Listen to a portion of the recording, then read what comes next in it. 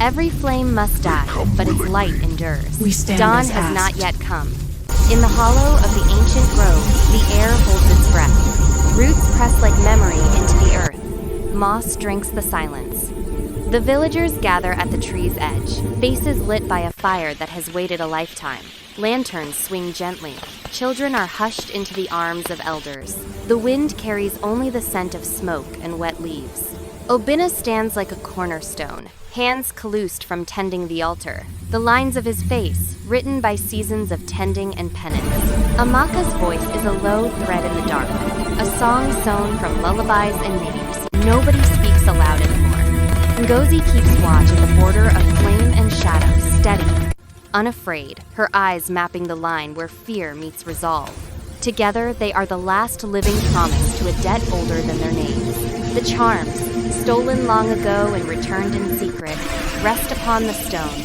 Two lights that once split the grove now tremble and lean toward each other.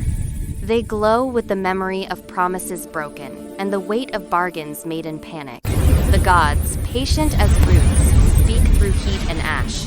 This debt must be reconciled, not paid in blood, but in binding. The council gathers.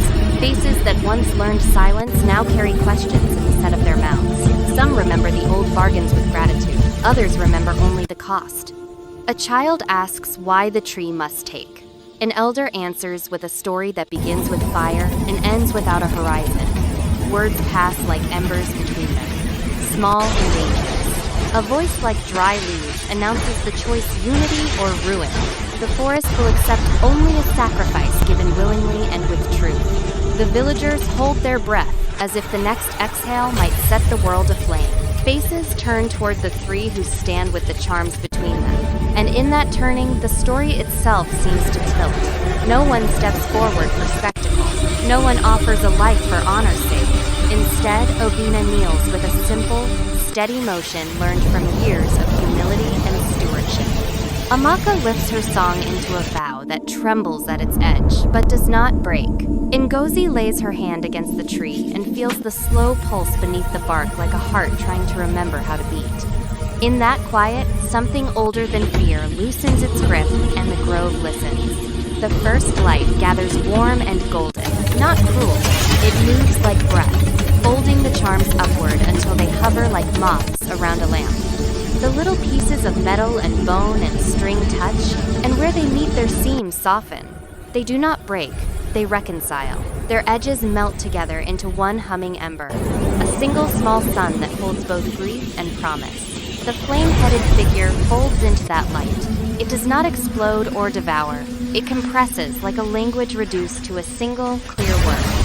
What was godlike becomes a current that runs through root and heart alike. The air is full of small sounds, the creak of ancient wood loosening, a chorus of leaves, a child's exhale that becomes a prayer. The villagers bow. Names are spoken names of those buried in ash and memory, and with each name the forest takes one sorrow and returns a leaf. People weep and laugh at once, for mourning and relief are braided here. The ancient tree fills with small golden blooms that glitter like suns against the dark of its bark. And for a moment, the grove looks like a map of all recoveries, stitched into light. Obinna, Amaka, and Ngozi step forward, together. They do not vanish like smoke.